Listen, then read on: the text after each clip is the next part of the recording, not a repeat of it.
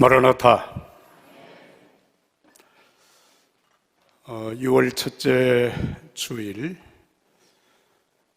오늘 우리의 예배는 어떤 의미에서는 상당히 중요한 예배라고 생각이 됩니다. 신종 코로나 바이러스 감염으로 인하여서 세계보건기구에서 비상사태를 선포하고 각 나라마다 감염이 확산되지 않도록 최선을 다하라고 권고한 상태 속에서 오늘 우리는 예배를 정상적으로 드리고 있습니다. 물론 오늘 예배에 여러분들이 참여하지 못한 것은 각자의 상황과 또 건강에 대한 기도가 있기 때문이라고 생각을 합니다. 이번 주일 말씀을 준비하면서 사실은 제 개인적으로 상당히 기도와 그리고 생각을 많이 했습니다. 코로나 바이러스 감염 혹은 확산 이 문제를 중심으로 제가 설교를 할 것인가, 아니면 이미 여러분들이 알고 계시고 또한 그렇게 기도하고 계시는 대로 새해 표에 준한 말씀을 다시 한번 전할 것인가를 기도하는 중에 오늘 이 말씀을 전하게 된 것입니다.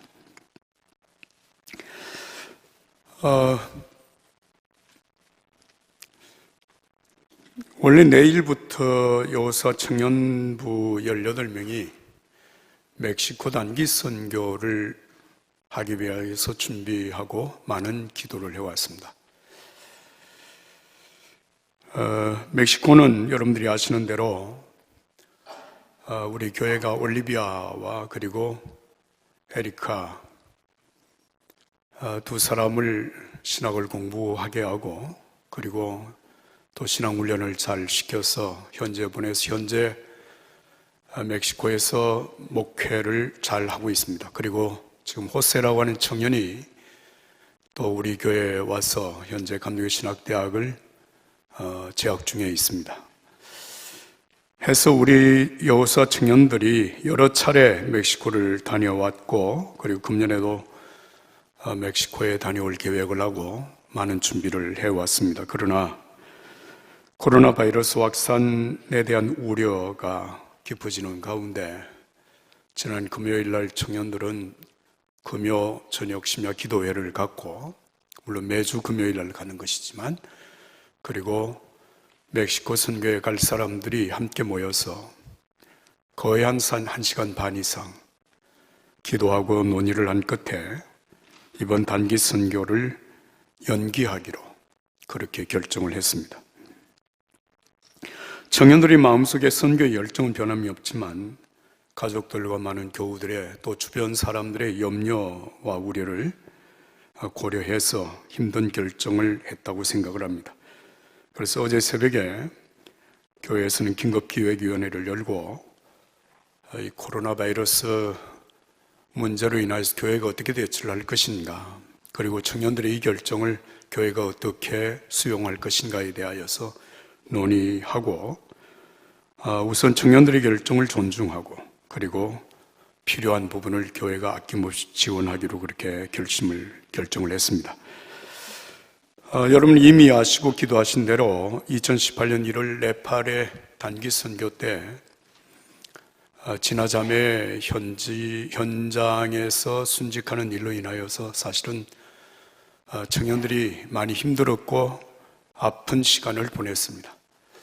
물론 지금도 그 일들이 계속 이제 좋은 방향으로 진행을 하고 있습니다만은 그런 힘든 가운데 지난해 후반기부터 청년부가 많이 지금 회복하는 가운데 있습니다. 여러분들이 청년들을 위해서 계속 기도해 주시고 또 격려해 주시고 협력해 주시면 감사하겠습니다.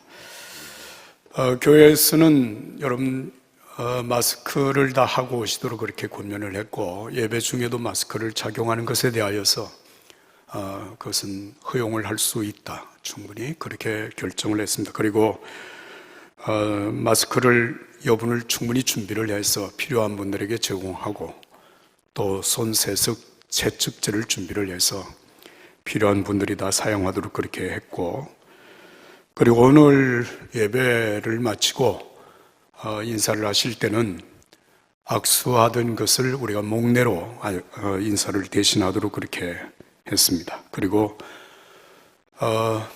식사를 교회 식당에서 함께 하는 것을 잠정적으로 좀 중단을 하자, 그렇게 결정을 한 것을 여러분들이 양해를 하시고 잘 순응을 해주시면 감사하겠습니다. 우리가 이렇게 마스크를 쓰고 이런 대비를 하는 것은 우리 개인이 어떤 감염에 대한 우려도 물론 있지만 더 중요한 것은 상대방에 대한 배려의 표현이라고 저는 생각을 합니다. 그래서 마스크를 하고 우리가 이렇게 활동하는 것은 상대방들에게 우려를 주지 않도록 하기 위한 예절이라고 생각을 해서 여러분들이 그렇게 잘 하시면 좋겠습니다. 오늘 본문의 배경을 먼저 간단하게 말씀을 드리면, 야곱의 자손 70명이 요셉의 때에 이집트로 이주를 해서 430년 동안 그곳에서 지내는 가운데 이스라엘이 큰 민족으로 번성하게 되어졌습니다. 그리고 모세의 지도 아래에서 출애굽을 하고 홍해를 건너 40년 동안 광야를 지나 하나님이 약속하신 땅 젖고 꿀여른 가나안 땅으로 들어가 정착을 하게 됩니다. 가나안 땅에서 이스라엘은 사사들을 세워서 나라를 다스리게 했고, 그 긴 시간이 지난 이후에 마지막 사사인 사무엘이 사울에게 기름을 부어 이스라엘 왕으로 세움으로 해서 통일 이스라엘 왕국이 시작이 되는 때가 주전 1030년이었습니다. 그리고 40년 동안 사울의 왕위가 끝나고 다윗이 그 왕위를 이어서 역시 40년 동안 아주 부강하고 번성하는 나라를 세웠습니다. 그리고 주전 970년 다윗이 70세가 되던 때 그 왕위를 아들 솔로몬에게 물려줍니다. 그리고 솔로몬에게 하신 말씀이 열왕기상 2장 1절부터 4절까지 이렇게 기록이 되어 있습니다. 내가 이제 세상 모든 사람들이 가는 길로 가게 되었다. 그러나 너는 강해지고 대장부가 되어야 한다. 그리고 내 하나님 여호와의 명령을 잘 지켜 그분의 길로 걷고 모세의 율법에 기록된 대로 여호와의 규례와 계명과 법도와 증거들에 대한 말씀을 지키라. 그러면 내가 무엇을 하든지 어디를 가든지 모든 일이 잘 될 것이다. 여호와께서 내게 하신 약속을 이루실 것이다. 내 자손들이 어떻게 살지 주의하고 내 앞에서 마음과 정성을 다해 신실하게 행하면 이스라엘의 왕위에 오를 사람이 내게서 끊어지지 아니하리라. 짧은 네 구절로 되어진 이 말씀이지만 이 말씀 안에는 사실 솔로몬이 왕으로서 이스라엘을 어떻게治理할 것인가에 대한 아주 기본적이고 중요한 말씀을 다 포함하고 있다고 말을 해도 과언이 아닐 것입니다. 바로 이때 솔로몬의 나이가 몇 살쯤 되었을까? 되게 이제 성경학자들에 따라서 12살에서 20세 미만이라고 그렇게 추정을 합니다. 어떤 사람 12살 정도 되었다, 어떤 사람 14살, 어떤 사람 20살 미만이었다 이렇게 얘기를 하는데 정확하게 어느 것이 사실인지는 잘 모르지만 말씀을 드리면 12살에서 20살 그 사이였다라고 하는 것이 분명한 것 같습니다. 이 아들 솔로몬에게 왕위를 물려주면서 다윗이 그에게 한 말, 그건 한마디 요약을 하면 이것입니다. 너는 대장부처럼 강하라는 것입니다. 어떤 상황에서도 좌왕우왕하지 말고 하나님을 믿는 믿음을 가지고 하나님의 말씀을 따라 한 길로 가라고 하는 것입니다. 그게 대장부의 삶입니다. 여러분, 오늘 우리가 사는 이 세상, 솔로몬의 시대도 그러했지만 그렇게 만만하거나 호락호락한 시대는 아니었습니다. 정말 우리 스스로가 대장부처럼 강해지지 아니하면 이 세상을 우리가 살아가기가 그렇게 쉽지 않다는 것을 우리는 누구나 다 느끼고 있습니다. 특별히 오늘 우리 대한민국을 살아가는 믿음의 사람들은 더욱 더 그렇습니다. 가짜 뉴스들이 얼마나 많이 돌아다니는지 참 안타깝습니다. 그 뉴스가 사실인지를 파악할 수 있는 방법도 없고, 하여튼 그런 뉴스들을 계속 또 퍼나르고 하는 가운데 여러분, 백성들의 마음은 어떻습니까? 불안하고 분노하고, 하여튼 마음의 평안을 잃어가고 있는 시대입니다. 이런 가짜 뉴스들이 판을 치는 것은 어제 오늘의 일은 아닙니다. 여러분, 예수님이 십자가에 죽으셨다가 사흘 만에 부활하셨을 때, 제자들이 부활의 예수님을 증거하고 있는 그때에 여러분, 가짜 뉴스들이 얼마나 성행했다는 사실 여러분 아십니까? 예수는 기절을 했다가 다시 살아난 거야. 기절설을 퍼뜨리고, 한쪽에서는 예수님의 죽은 시체를 제자들이 훔쳐가서 도둑질 해가고 예수가 살아났다고 지금 거짓 증거를 하고 있는 것이다. 한쪽에서는 그 예수님은 쌍둥이로 태어났을 거야. 그러니까 죽은 예수 대신에 그 지금 다른 쌍둥이가 나와서 지금 부활했다고 지금 떠들고 있는 것이야. 이런 얘기들이었습니다. 여러분, 이런 시대를 살아가는 믿음의 사람들이 정말 믿음의 확증이 없으면 이리 치우치고 저리 치우치면서 믿음의 삶을 살아가기가 그렇게 쉽지 않다는 것을 우리는 알 수 있습니다. 예수님께서 요한복음 16장 33절에 너희가 세상에서 환난을 당하나 담대하라, 내가 세상을 이겼노라. 동일한 말씀입니다. 강하고 담대하라고 하는 말씀입니다. 여러분, 졸장부로서 이 세상을 살다 보면 정말 좌왕우왕 어떻게 살아가야 할지를 모르게 되는 것이죠. 우리가 읽어온 성경 속에는 그런 경우 상당히 민족이 어려움을 당한 이스라엘의 한 사건을 기록을 하고 있습니다. 출애굽을 해서 홍해를 건너고 광야를 들어와서 가데스 바네아라고 하는 곳에 이르렀을 때 각 지파의 대표 한 사람들을 선택해서 12명의 대표를 가나안 땅으로, 요즘으로 말하면 답사를 보냅니다. 40일 동안 답사를 하고 돌아온 이 12명의 대표 지파의 대표들이 백성들 앞에서 보고한 내용을 보면 10명의 지도자들은 그야말로 졸장부들이었습니다. 그들의 보고가 이렇습니다. 그곳은 젖과 꿀이 흐르는 땅입니다. 여기저기에서 나는 열매가 정말 대단했습니다. 그런데 거기 사는 사람들은 힘이 세고 그 성들은 튼튼한 데다 엄청나게 큽니다. 게다가 거기서 아낙 자손들을 만났습니다. 그런데 그 다음에 이어지는 졸장부들의 보고가 이렇게 이어집니다. 우리가 살펴보고 온 그 땅은 거기 사는 사람들을 잡아먹는 땅입니다. 우리 개정판에는 거민을 삼키는 땅입니다. 이렇게 표현을 했습니다. 우리가 거기서 본 사람들은 모두 신장이 컸습니다. 우리 눈에도 우리가 메뚜기처럼 보였으니 그들의 눈에도 마찬가지였을 것입니다. 여러분, 이 말, 이들의 평가가 얼마나 모순되다고 하는 사실을 여러분 아시죠? 사람들이 살 수 없는 땅에 어떻게 그들이 견고한 성을 짓고, 여러분, 거기에 어떻게 그 사람들이 그렇게 강성하게 살 수 있습니까? 그런데 그렇게 보고를 한 것입니다. 그때 대장부 갈렙과 여호수아의 보고는 달랐습니다. 우리가 올라가 그 땅을 점령하는 것이 좋습니다. 우리는 분명히 알 수 있습니다. 왜? 하나님이 우리와 함께 계시기 때문입니다. 할렐루야. 그렇습니다. 그러나 여러분, 이 사건의 결과는 어떻게 했습니까? 백성들이 10명의 졸장부 지도자들의 얘기에 귀를 기울였고 그 말을 믿었습니다. 그리고 하나님의 약속하신 말씀을 거역하고 여기까지 인도해낸 모세를 거역합니다. 그리고 우리가 새로운 지도자를 세워서 가나안 땅으로, 참 애굽 땅으로 다시 돌아가자, 반란을 일으킨 것입니다. 여러분, 그 이후에 이루어진 사건은 무엇입니까?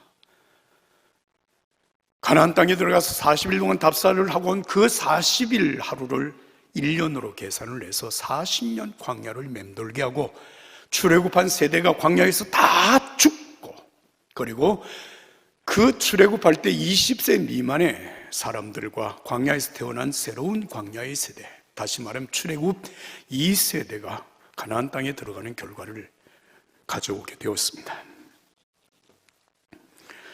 히브리서 10장 38절과 39절의 말씀입니다. 의인은 믿음으로 말미암아 살 것이다. 누구든지 뒤로 물렀으면 내 영이 그를 기뻐하지 않을 것이다. 우리는 뒤로 물러나 멸망에 이르는 사람들이 아니라 믿음을 갖고 생명을 얻을 사람들입니다. 할렐루야. 지금 다윗이 솔로몬에게 너는 힘써서 대장부가 되라. 졸장부처럼 살아서는 절대로 믿음을 지킬 수 없을 뿐만 아니라 내게 맡겨진 이 소중한 사명을 감당할 수가 없다. 그러므로 대장부가 되라고 하는 말씀을 하고 있는 것입니다. 이때 솔로몬은 왕위에 올라서 그 나이가 20세 전후에 아직 어린 그 나이에 여러분 기브온 산당으로 올라가서 1,000마리의 희생제사를 하나님 앞에 드리면서 간절히 기도합니다. 왕이 되었다고 하는 그 자체는 나의 영광이지만 이 사명이 너무 크고 막중한데 나에게는 이 사명을 감당할 능력이 없습니다. 그러니 하나님 나에게 능력을 주시옵소서. 그 기도가 여러분 오늘 본문 7절, 8절, 9절에 기록이 되어 있습니다. 솔로몬의 기도 7절부터 9절까지 우리 한 목소리로 읽겠습니다. 나의 하나님 여호와여, 주께서 종으로 종의 아버지 다윗을 대신하여 왕이 되게 하셨사오나 종은 작은 아이라 출입할 줄을 알지 못하고 주께서 택하신 백성 가운데 있나이다. 그들은 큰 백성이라 수요가 많아서 셀 수도 없고 기록할 수도 없사오니 그들은 큰 백성이라 누가 주의 이 많은 백성을 재판할 수 있사오리까? 듣는 마음을 종에게 주사 주의 백성을 재판하여 선악을 분별하게 하옵소서. 아멘. 여러분, 이 솔로몬의 기도에서 우리는 대단히 영적인 소중한 교훈을 발견할 수 있습니다. 솔로몬은 하나님 앞에 자기 자신을 두고 이렇게 고백합니다. 종은 작은 아이라. 이 많은 주의 백성을 내가 셀 수 있는 능력도 없고 재판할 수 있는 능력도 없습니다. 하나님이여 나에게 이 일을 감당할 수 있는 지혜를 주시옵소서. 여러분 어떻게 생각하면 20세 전후의 젊은 이 솔로몬 왕이 이렇게 기도하는 것은 너무나도 당연하다 여겨지지 않습니까? 그러나 여러분 믿음의 삶에서 교만과 겸손은 나이가 많고 적음에 따라서 이루어지는 것이 아닙니다. 여기 솔로몬의 이 기도는 굉장히 겸손한 마음으로 하나님 앞에 기도하는 신앙의 기도라고 하는 사실입니다. 여러분 하나님 앞에서 우리의 삶의 승패를 좌우하는 것은 겸손과 교만이라고 하는 것입니다. 교만해서 여러분 인생을 성공하는 믿음을 끝까지 지켜나가는 사람은 없습니다. 그러나 겸손해서 여러분 망하는 사람도 없습니다. 첫째 아담이 하나님 앞에 교만해서 에덴에서 추방을 당하고 고통을 겪었습니다마는 마지막 아담 예수 그리스도는 예수님께 순종해서 우리에게 위대한 구원의 역사를 이루어 내셨습니다. 여러분 우리가 잘 아는 마태복음 4장 1절에서 11절의 말씀을 보면 예수님이 세례 요한에게 세례를 받으시고 메시아로 선포되고 난 이후에 성령에 이끌려 광야로 가서 40일 40야 금식하며 기도를 하신 내용이 기록이 되어 있습니다. 40일 40야 금식하며 기도하신 예수님에게 마귀가 찾아와서 시험을 하죠. 너 하나님의 아들 맞지? 이 돌로 떡을 만들어 먹어. 너 하나님의 아들로 메시아로 앞으로 살 것 아니야? 그러면 수많은 사람들이 지켜보는 가운데 성전 꼭대기에서 뛰어내려서 너의 능력을 보여줘. 그 두 가지 사실을 다 예수님이 거절하자 사단은 세 번째 제안을 하죠. 너 메시아로 살려면 세상의 영광과 권력이 필요해. 나에게 절하면 다 줄 거야. 여러분 어떻게 생각하면 이 사단의 제안은 대단히 설득력 있는 제안입니다. 메시아로서 사람들을 구원하고 이 세상에 하나님의 나라를 세우려고 한다면 능력을 보여주어야 되지 않느냐는 겁니다. 능력을 가져야 되지 않느냐는 얘기입니다. 그런데 예수님은 이 세 가지 제안을 다 물리칩니다. 사탄아 물러가라. 사탄을 물리칩니다. 예수님의 세상 구원의 방법은 세상적인 능력과 권능으로 행하신 것이 아니라 당신이 십자가의 죽으심으로 우리의 죄악을 대속해 주시고 여러분 인류 구원의 역사를 이루어내신 것입니다. 그야말로 놀라운 역설입니다. 역설입니다. 죽음이 부활을 가져왔고 부활이 우리에게 영원한 생명의 시작이 되게 하신 것입니다.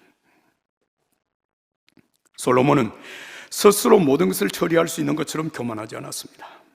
오히려 하나님 앞에 겸손한 마음으로 엎드려 1,000마리의 희생의 제물을 드리며 하나님 앞에 기도하는 것입니다. 사랑하는 여러분, 이 중심에서 우러나오는 겸손한 자의 기도는 믿음의 표현입니다. 믿음의 표현입니다.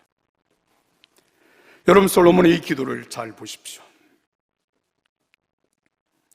종에게 듣는 마음을 주사 이 백성들을 올바르게 분별할 수 있게, 재판할 수 있게 하소서, 다스릴 수 있게 하소서. 한번 따라서 합시다. 듣는 마음. 이게 보통 경청하는 마음이라고 우리가 그렇게 합니다. 경청하는 마음. 여러분, 지혜가 어디에서 오는가라고 하는 것을 이 솔로몬의 기도는 우리에게 가르쳐 줍니다. 경청하는 마음, 겸손히 듣는 마음입니다.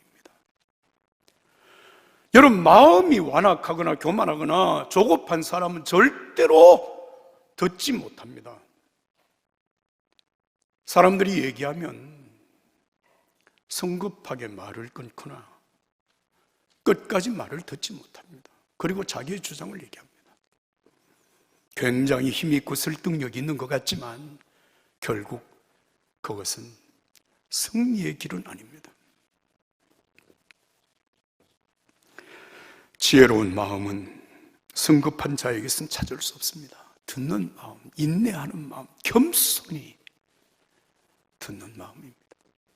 이 마음으로 하나님 백성들의 형편을 잘 듣고 지혜롭게 백성들을 섬길 수 있게 해달라고 하는 이 기도, 솔로몬의 기도입니다. 이 본문에서 가장 중요한 것은 이렇게 기도하는 솔로몬의 기도에 대하여서 하나님이 어떻게 반응하셨느냐라고 하는 것입니다. 여러분, 하나님께서 솔로몬의 기도에 대해서 응답하신 내용, 오늘 본문 10절부터 13절까지의 말씀입니다. 한번 같이 읽습니다. 10절부터 13절을 다 같이 읽습니다. 솔로몬이 이것을 구하며 그 말씀이 주의 마음에 든지라. 이에 하나님이 그에게 이르시되 내가 이것을 구하도다. 자기를 위하여 장수하기를 구하지 아니하며 부도 구하지 아니하며 자기 원수의 생명을 멸하기도 구하지 아니하고 오직 송사를 듣고 분별하는 지혜를 구하였으니 내가 내 말대로 하여 내게 지혜롭고 총명한 마음을 주노니 내 앞에도 너와 같은 자가 없었거니와 내 뒤에도 너와 같은 자가 일어남이 없으리라. 내가 구하지 아니한 부와 영광도 내게 주노니 내 평생의 왕들 중에 너와 같은 자가 없을 것이라. 할렐루야, 할렐루야. 여러분, 하나님께서 우리의 기도를 어떻게 들으시고 어떻게 응답하시느냐라고 하는 것, 여러분, 오늘 이 사실은 우리에게 대단히 중요한 영적인 교훈입니다. 하나님은 우리의 외모를 보지 않으시고 중심을 보신다고 하는 사실을 우리는 이미 성경을 통해서 배워왔습니다. 우리가 무슨 기도를 어떻게, 왜 그 기도를 드리는가, 이게 중요하다는 말씀입니다. 솔로몬은 하나님 앞에 그렇게 1,000마리의 짐승의 희생제물을 드리면서 기도할 때 하나님이여 내 권력을 강화시켜 달라고 기도하지 아니하고 오래 살게 해달라고도 부하게 해달라고도 기도하지 아니하고 나라를 더 부강하게 해달라고 기도하지 아니하고 싸울 때마다 모든 전쟁에 승리하게 해달라고도 기도하지 아니하고 하나님, 듣는 마음을 내게 주십시오. 정말 저에게 지혜를 주십시오. 하나님이 내게 맡기신 이 소중한 사명을 감당할 수 있게 하여 주시옵소서. 온 백성들이 평안한 가운데 살 수 있는 지혜를 제게 주시고 이 나라가 하나님의 도우심 가운데 견고하게 서게 해달라고 하는 기도.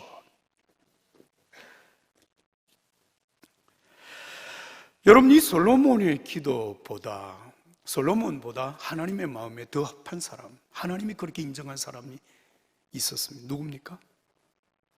솔로몬의 아버지 다윗입니다. 사도행전 13장 22절의 말씀을 보면 하나님께서는 내가 이새의 아들 다윗을 보니 내 마음에 꼭 맞는 사람임을 알았다. 내가 바라는 모든 것을 그가 이룰 것이다 하고 말씀하셨습니다. 하나님의 마음에 맞는 사람, 하나님이 그 기도를 듣고 기뻐하시는 그 사람의 기도, 하나님 응답하십니다.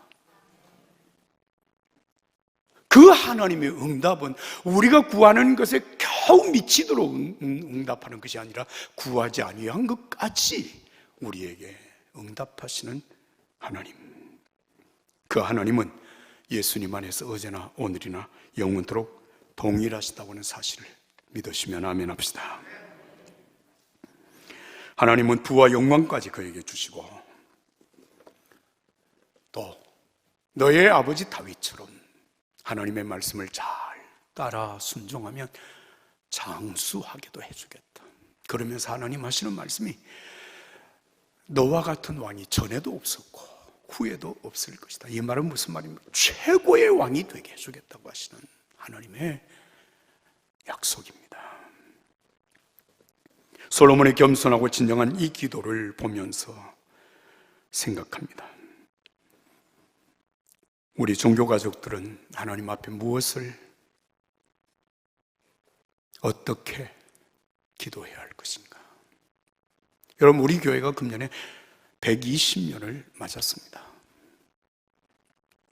하나님께서 여기 종교교회를 세우신 목적은 사람들을 구원하고 예수님의 제자들을 세워서 이 땅에 하나님의 나라를 완성해 가시기 위한 것입니다. 여러분, 그 일을 위하여서 솔로몬이 하나님 앞에 그렇게 기도한 것처럼 우리가 하나님 앞에 일천 제단을 쌓고 하나님 앞에 기도하는 간절한 기도 한번 따라서 합시다. 일천번제로 이어가게 하소서. 이 기도 속에 우리는 세 가지 기도 제목을 하나님 앞에 올려드립니다. 주여, 우리 가정이 3대 믿음을 이어가게 하소서. 믿음의 가치, 구원의 가치, 하나님의 자녀로 사는 이 소중한 가치가 나의 당대에서 끝나지 아니하고 내 자녀들에게 그리고 내 손주들에게까지 이어지게 하소서. 주여, 우리 교회가 처음 사랑을 이어가게 하소서. 여러분, 이 교회가 세워져서 120년을 오는 동안 이 교회가 오늘같이 견고하게 세워진 것은 눈물로 기도하고 땀을 흘려 헌신하고 자신을 들여서 여러분 희생한 믿음의 사람들의 헌신을 통해서 이루어진 것입니다. 그 믿음의 열정이 오늘 우리들에게도, 아니 주님 오시는 그날까지 이 교회 안에 이어지게 하소서. 그리고 대한민국 하나님의 나라와 하나님의 의를 이어가게 하소서. 사랑하는 여러분, 지금부터 135, 6년 전에 이 땅에 예수님의 복음이 처음 들어올 때 대한민국은 참 어려운 시대였습니다. 더욱이 6.25 전쟁 이후에 대한민국은 전 세계에서 가장 못 사는 나라, 최빈민국이었습니다.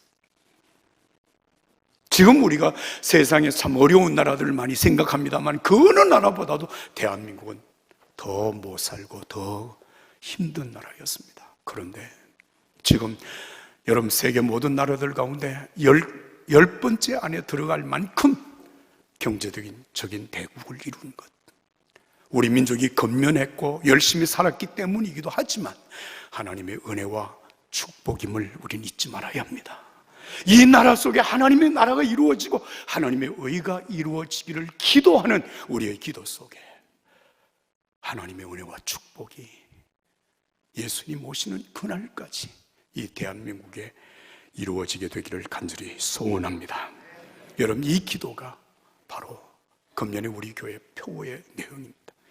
제가 여러분들에게 묻겠습니다. 여러분 하나님을 믿으십니까? 역사와 인간의 개개인의 생사 화복을 주관하시는 분이 하나님이심을 믿으십니까? 우리가 예수 그리스도 이름으로 드리는 그 기도를 하나님이 들으시고 응답하신다는 사실 믿으십니까?